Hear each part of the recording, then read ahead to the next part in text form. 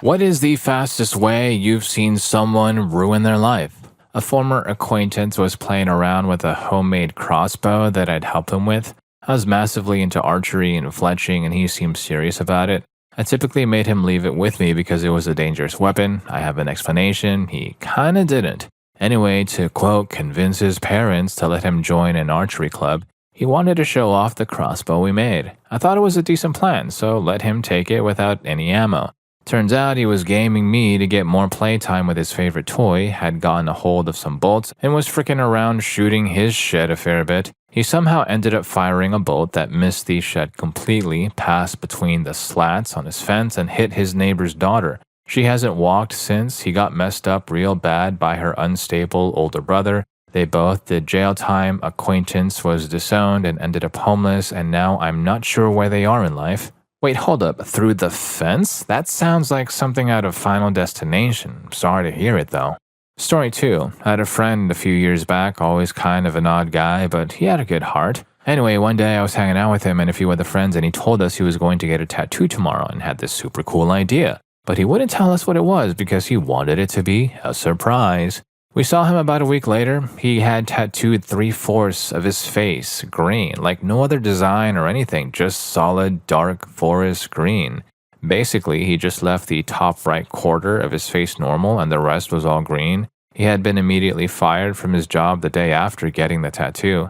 I kind of lost touch with him shortly after that since he moved to another city. I'd heard he wound up living in his car. No idea why he did what he did. He'd had a very good job in IT at a pretty big company and was making decent money. No clue why he thought permanently turning 3/4 of his face green would be super awesome. Story 3. In the Air Force, this new guy joins and goes out to a bar, then decides to drive home, gets a DUI, loses all of his rank, has to pay a ton in fines, but leadership fought for him and he was allowed to stay in the Air Force. 2 months later, as he's paying tons of lawyer and legal fees, he does something really stupid. Drives home from the same bar, intoxicated, and gets arrested. Loses his license and gets kicked out of the military, so loses all of his income while he's thousands of dollars in debt.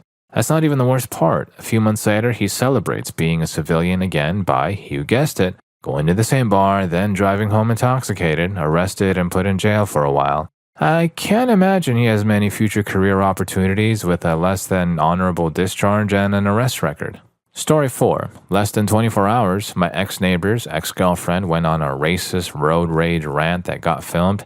It went viral on Twitter. I remember reading the news article and thinking about her for some reason. She wasn't named. It wasn't until months later that I found out it was her. She was fired from her $3,000 a year job the next day and immediately started getting death threats. She had to move in with her boyfriend. She tried getting a job, but people would look her up and be like, what the heck? She spent $10,000 on a reputation defender, changed her name, and was shunned by many family and friends. Her boyfriend, who she wanted to marry, broke up with her because he couldn't stand the months of depression. She ended up leaving the state.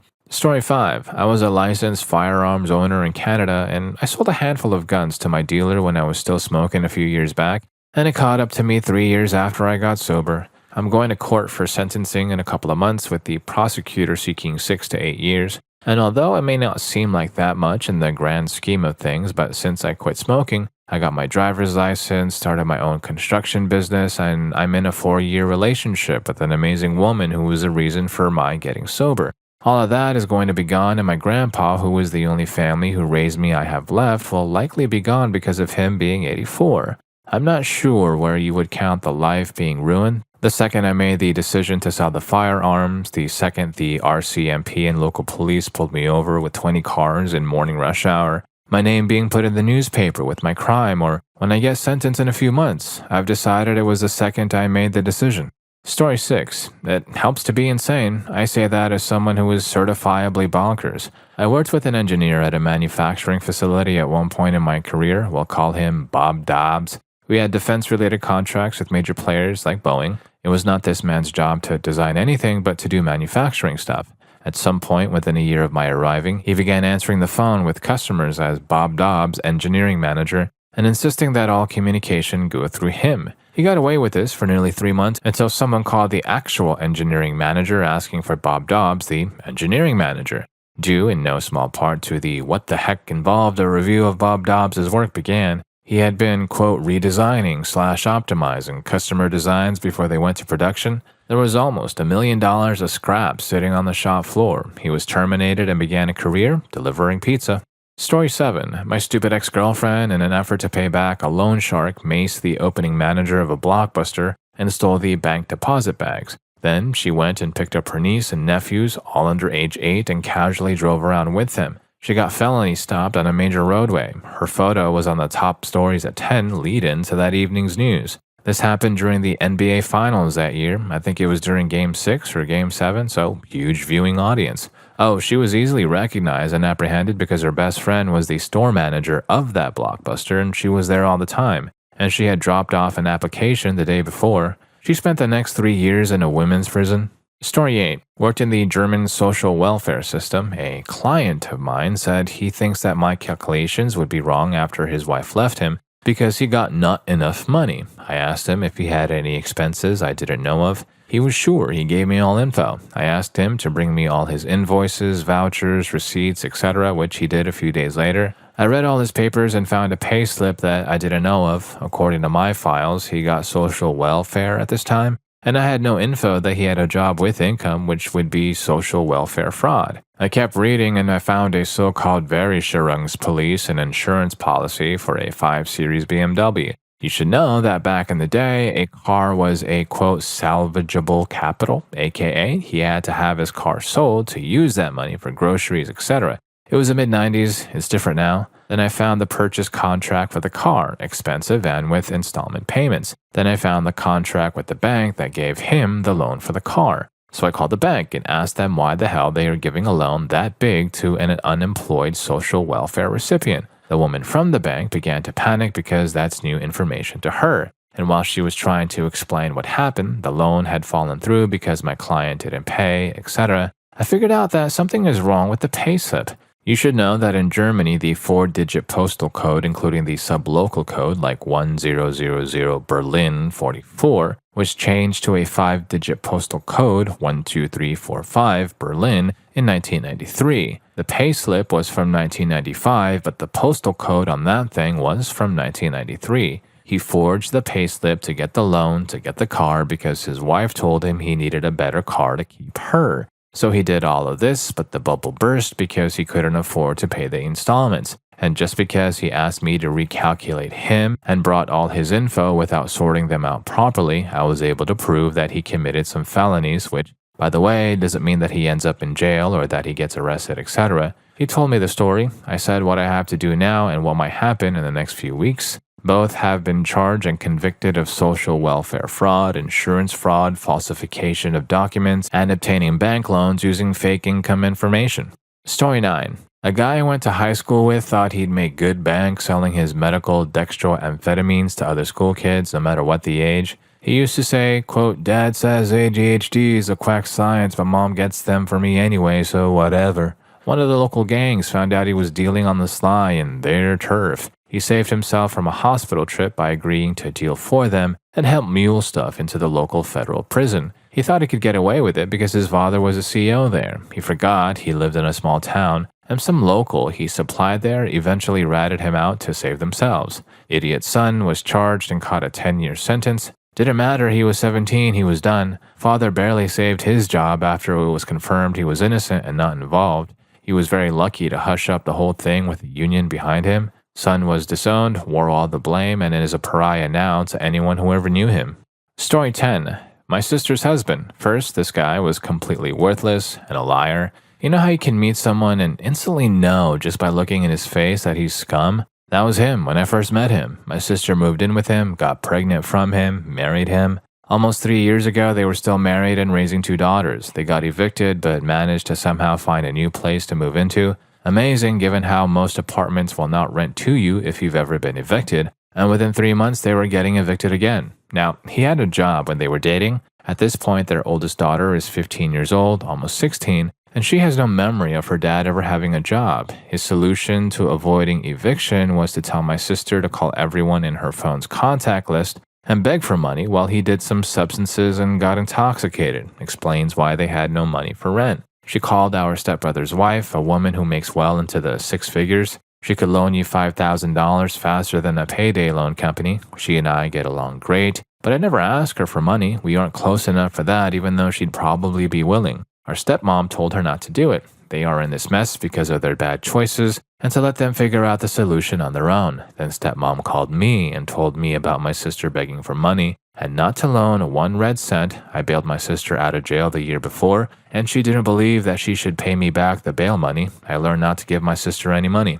2 hours later, I was visiting the ER to see my sister. When the family refused to bail my sister and her family out of their situation, my sister's husband snapped. She harmed my sister until she passed out. My sister says that she believed that she was going to pass away at that point. When the 15-year-old daughter saw this, she grabbed a sword and was going to end him. He knocked the sword from her and harmed her. He was arrested while yelling angrily and asking for anyone to end him. He remained in jail until his trial. No one bailed him out. Some were willing to until they learned what he did. Then they decided that he was best left behind bars. The state, Texas, wanted 25 years for the savage, almost animalistic attack on my sister, as well as the attack on the daughter. Since he had no prior arrests, he was sentenced to a 6-month boot camp-like program, followed by parole upon successful completion of the program. He was also ordered to go through counseling as well as anger management. A restraining order was put against him from my sister and their kids. Double felon who can't own any form of weapon, on probation for like 10 years, where if he messes up, he can get his parole taken away and go back for the full 25 years. Not only can't he own a weapon, but there is random testing. He has to pay for the testing, his monthly PO visits, pay child support, as well as restitution on top of monthly bills such as rent and utilities.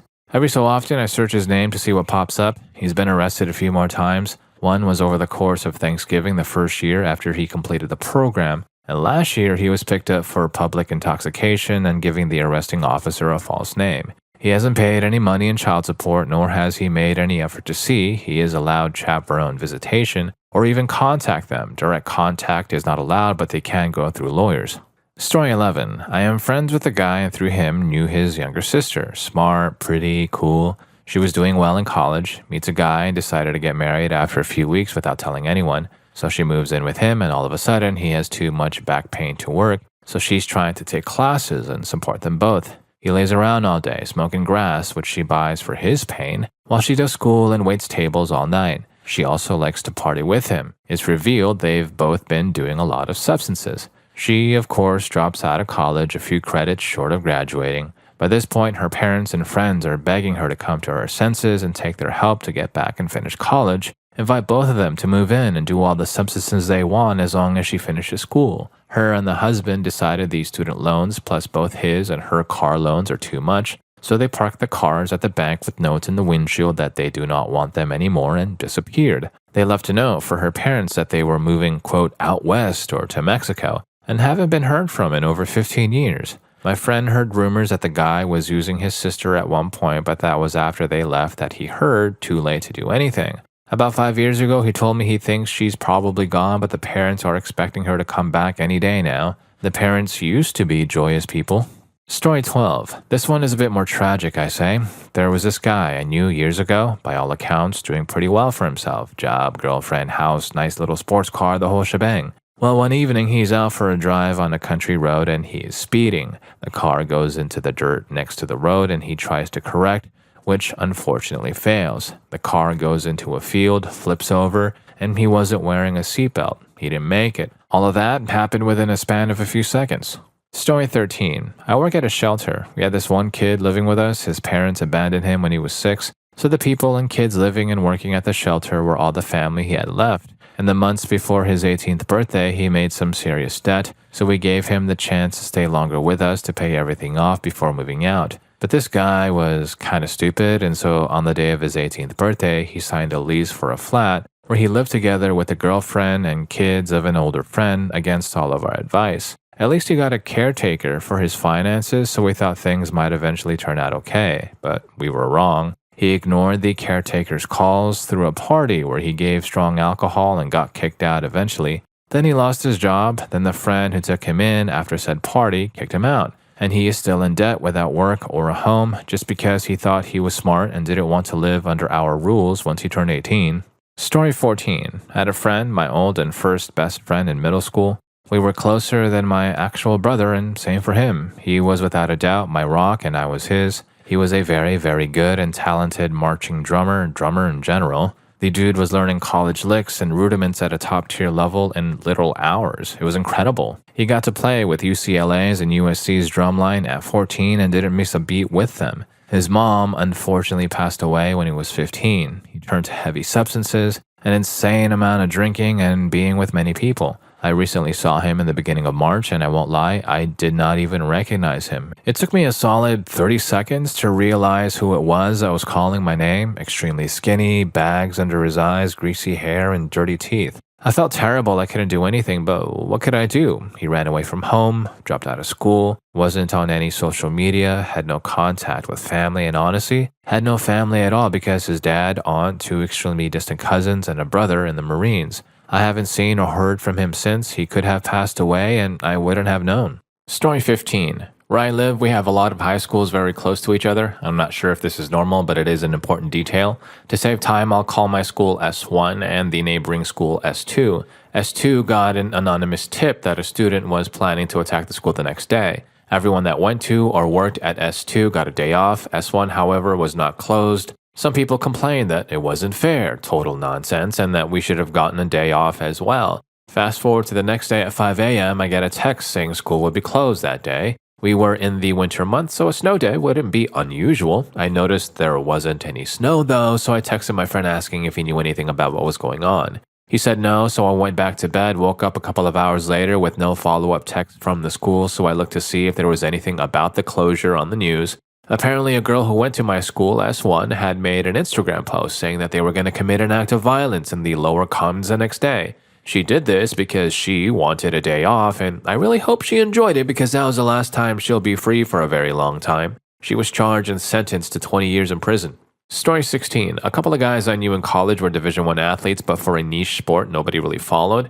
One day they got intoxicated and decided it would be a great idea to bleach their initials into the AstroTurf on the football field. Really bad idea, but it got so much worse. Turns out bleach and AstroTurf create a chemical reaction, fire. They burned down the entire field of a Division I football stadium, caused hundreds of thousands of dollars in damages, made national news. It was bad. Everybody thought they did it on purpose, like some kind of act of vandalism. Their only defense was, no, we're not vandals, we're just idiots. The saddest part was they got expelled from college in their senior years, didn't graduate, and kind of descended into a difficult situation almost immediately. Typing this is bumming me out. And if you're learning a thing or two from these stories so far, don't forget to hit that subscribe and like button for more videos just like this.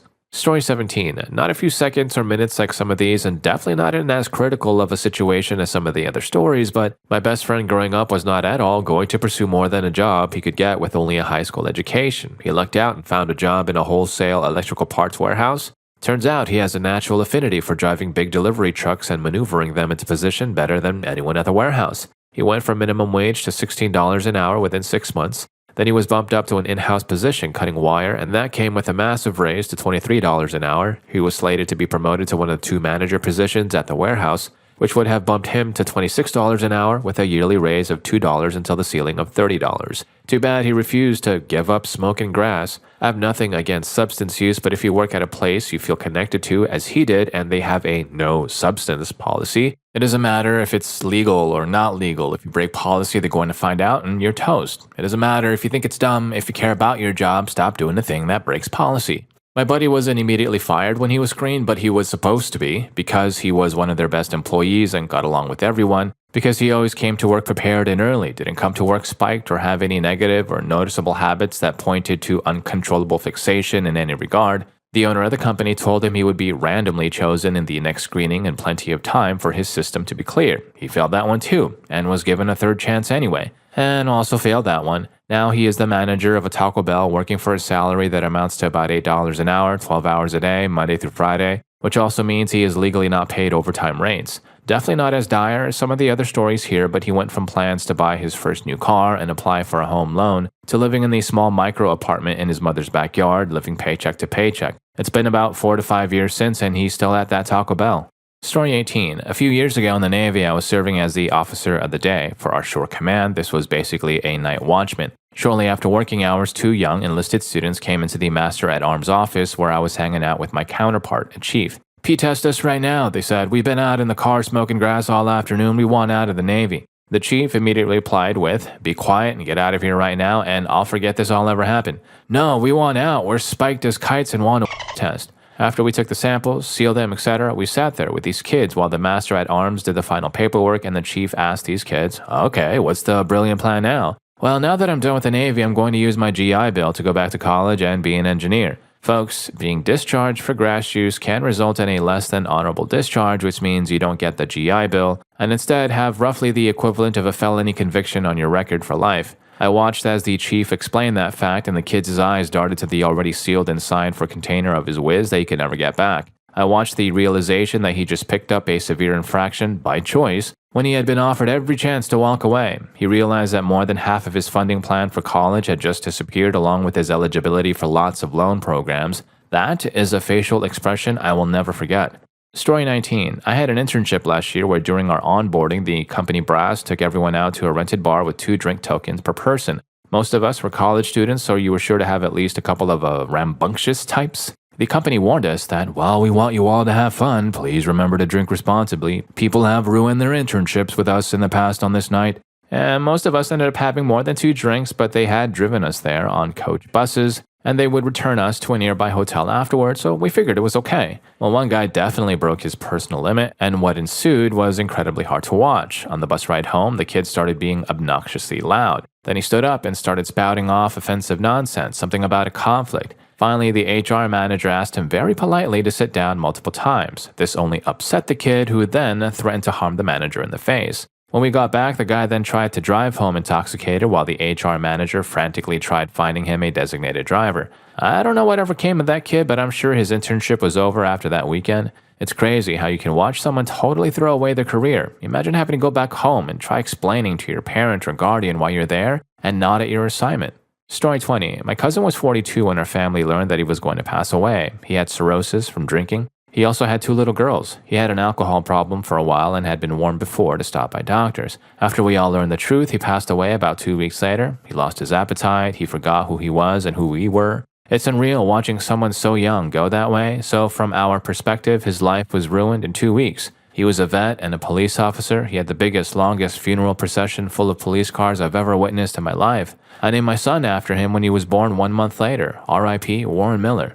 Story 21. Forget it, I'm in the middle of this right now. The fastest you can damage your life is by not even giving life a try. I'm 35 years old and about to likely be homeless within the next year. I've never had any real life experience. I'm extremely morbidly obese, easily on the disability scale. I've never had a job other than helping my dad working with newspapers. I never kept in touch with any friends, so much so I completely avoided social interaction for 10 years after high school. Speaking of, I never got my high school diploma, even though I did actually put the extra work in for it, 1 extra year due to skipping, including summer, night, and Saturday school. So now that I'm 35, I finally feel the drive to change something, but to add another problem on top of it all, I don't even have a social security number, never had any kind of government help because of this. So I don't even know where to begin with life. I'm honestly probably going to end up gone before anything else changes, but you can definitely damage your life in the split second of never even having tried.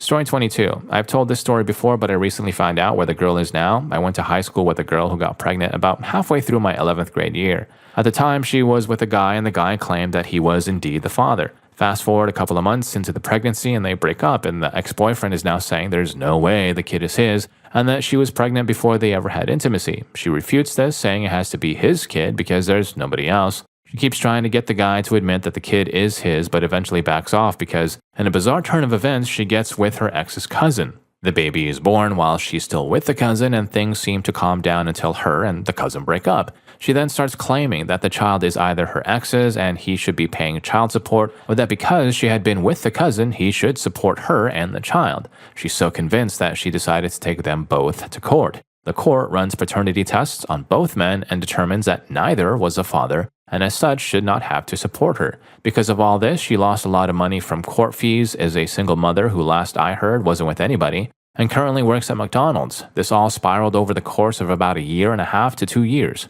Story 23. One lunchtime, a few of us were sitting in the staff canteen just chatting, about 8 of us, a mix of white, black, and Asian. Someone made a comment about how they thought they'd find out who the refrigerator thief was. One of the white ladies said, "Well, we found the snake in the woodpile then, haven't we?" She was in her 40s, normally very sensible and liked by most people. There was a stunned silence before one of the black guys got up and just walked out, slowly followed by everyone else. And that afternoon, we all got called in for statements, and she was on quote-unquote sick leave the next day, sacked a couple of weeks later. She'd been in the same job for 20-odd years and was a supervisor in her department, now unemployed.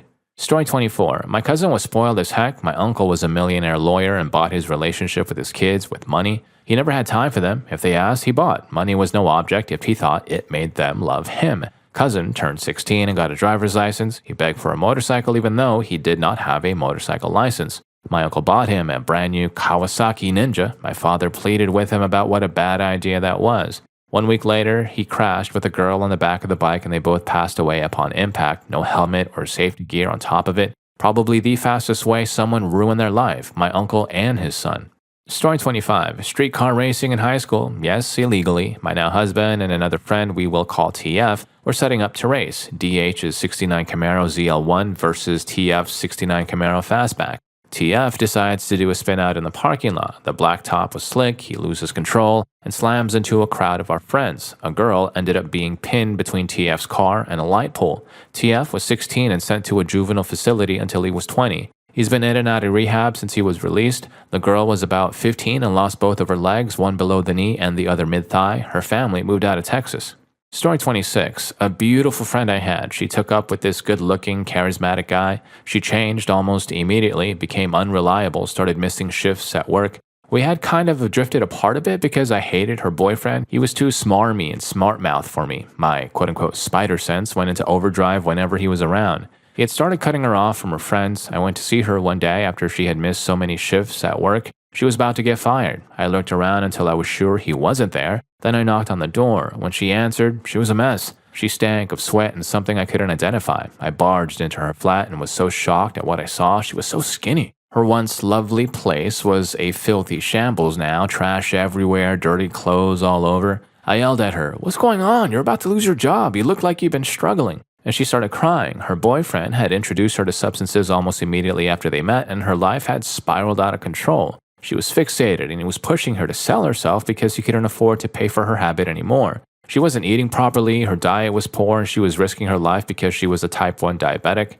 I threw some clothes in a bag and dragged her out to my car. I took her straight to the hospital. She was in there for 3 weeks, detoxing while having her diabetes monitored so she didn't get too sick. I brought her home to my place. She'd been evicted from hers for non-payment of rent. I was so naive. She promised to never see him again, and I really thought that everything would be okay. 2 days later, I got home from work and found her on the bathroom floor. She coded. The needle was still in her arm, and it was such a waste. My beautiful, vibrant, kind friend passed away in less than 6 months after becoming a substance user. Story 27. A guy from my school went to rob a corner shop at knife point. He pulled up with his bicycle, went into the store, and threatened the shopkeeper with a knife to give him all the money in the register. The shopkeeper refused, and the robber was too afraid to do anything, so he grabbed a pack of gum and ran out. 20 minutes later, the robber realized he left his bike behind in his panic, so he went back to get it. This was at the same time the police were questioning the shopkeeper on the incident. They swiftly arrested him there and then. I think he got like 2 years for stealing gum at knife point. Story 28. A guy worked in my union for 37 years, 3 years from retirement with a nice pension and benefits. He decided one day he would try to fight another coworker. The guy told him flat out he wasn't going to fight him because getting fired and disbanded from the union wasn't worth it, but the dumb guy seemed to think his nonsense would get swept under the rug. Took one swing, punched him in the face across the table. Cops were there in what seemed like 5 minutes. Pension's gone, fired from the company, kicked out of the union, banned from all oil field work in his province. He won't retire for the rest of his life, so not only did he damage his entire future, he just made his last 37 years frickin' pointless. But he was a complete piece of work anyway, so forget him.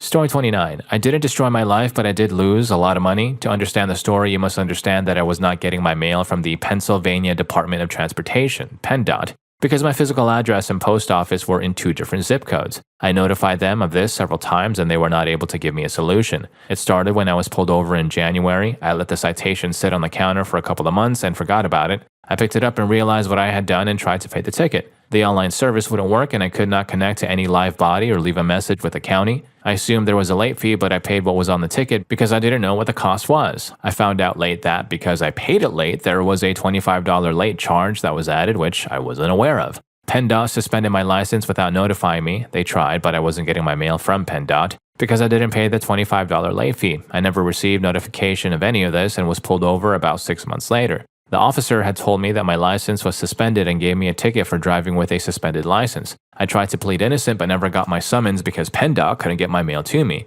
When all this went down, we discovered the problem and they assured me that they fixed it in their system and we would have no further problems. Anyway, the penalty for driving with a suspended license was a year suspension. I lost my license for a year for not paying $25. I racked up over $10,000 worth of hotel costs, fines, and Uber fees over the next year. Most people would have kept on driving and lost their license longer. The bottom line was not paying a $25 ticket cost me over $10,000 and a year suspension. I contacted every state representative to try to fight it and had no success. My local rep even told me that the Pennsylvania Department of Transportation is known for lying. There is more ridiculousness to the story, but it's probably not interesting enough for this thread anyway.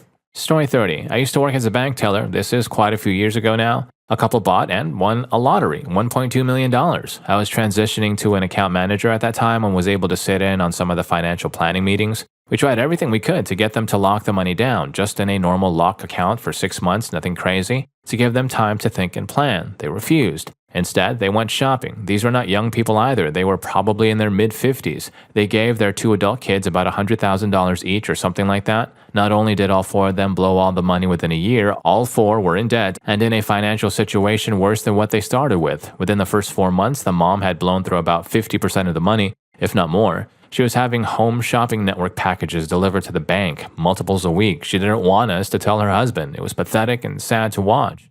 Story 31. I went in for jury duty one day. After an hour or two, we were told anyone with a juror number XY can leave for the week. Everyone else has to stay. I was one of the people who got to leave, so I went up to the desk to collect my I really went to jury duty. I didn't just take a day off of work paper. I was maybe 5th in line because I was sitting close to the desk. This guy gets in front of the line of people and starts yelling at the clerk, giving out the papers. My time is more valuable than everyone else's here. You need to let me leave. I have very important business to attend to. Do you know who I am? Etc., etc., etc. The clerk was trying to ignore him, but the people in line didn't want to get close to him. The guy ends up reaching out and putting his hand on the clerk's shoulder. That was a mistake. 3 cops tackle this guy to the ground in no time and he's arrested for assaulting a civil servant. I can't imagine him keeping his very important job after a felony charge and definitely not getting another very important job. Probably 2 minutes max between getting called up and his arrest. Story 32. Our old C-level HR guy, married, rich, grandkids, nice. Honestly, he always seemed on top of the world. C-level of a super big company and well-respected, close to retirement age. The guy starts going on dates with a girl who works for him. She's about 20 years younger than him and a really wonderful person. Anyway, he falls for her, but she realizes she's not into him and cuts it off, but he keeps pursuing her. She finally goes to the other executives and explains what's happening. They come up with an agreement with her. She'll move to another part of the company and he has to sign a disclosure saying he won't contact her while he worked at the company. They offer this to him and he says no, he's in love, he's too old to care anymore, and he's willing to give up everything for her. Finally, they fire the guy. His wife leaves him, he loses his stock options, his grandkids don't visit him. The girl blocked all contact from him, and this all happened within, 2 weeks? I've never seen someone just destroy their life like that. Story 33. I worked at a company with a bunch of construction-type folk. The owner of the company threw a big Christmas party, and all these dudes got hammered and were doing substances all night. The owner had an after-party at his house. I didn't attend the formal party or the after-party. The party wrapped up around 6 a.m. The owner called Ubers for some of the guys. One of the intoxicated dudes bailed, took a company truck, and promptly smashed into a minivan, terminating a young girl and hospitalizing her mother and friend as they were on their way to figure skating practice. Half a dozen lives ruined in 10 minutes.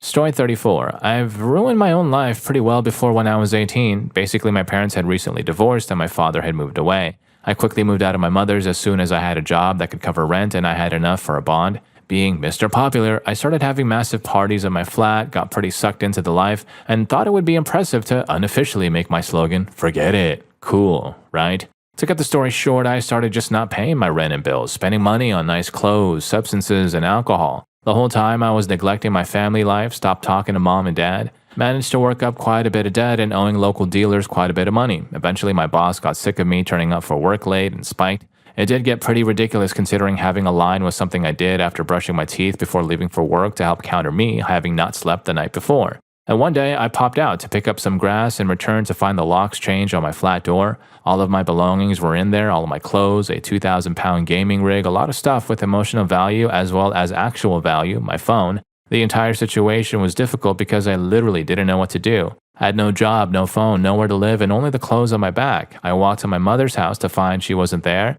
and basically just broke in through a slightly open window and lay on the carpet crying. Turned out she had gone on a 6-month holiday to the US. Anyway, so I lived off just eating my mother's food and had a few changes of clothes in the attic. Eventually, I worked up the courage to see if I could break into the flat and try to get some of my stuff. Managed to climb up the drain pipe and found the entire flat empty apart from my large, low-to-the-ground bed. And to my luck, my phone was still under my pillow. So I got out, headed down to the bank, and withdrew my last 40 pounds and canceled my card, ordering a new one to my mother's address. It was on my way back to my mother's. I met an old friend from school who invited me for a drink and a game of pool. I accepted, if anything, just to take my mind off of it all. Anyway, he asked how I was, and I kind of very casually explained how difficult my situation was. He very kindly offered for me to take a spare room at his place if I could find a job, and as long as I started paying back the dealers so we didn't have people smashing in the front door. I nodded, slowly, and turned to the woman behind the bar, asking if they were hiring. And after a brief conversation, the woman took me into the back room and had me sign a contract. Today, I have my own house, a mortgage, a good job, a girlfriend of 5 years, and a 1-year-old child. All my debts are paid, and I haven't touched substances for about 7 years, and I drink very rarely and have started reconnecting with my family. No matter how deep a hole you dig for yourself, you can always fix it. And if any of these stories got to you too, just like that last one for me, here's more for us. YouTube thinks you're gonna love this. I'll catch you in that video.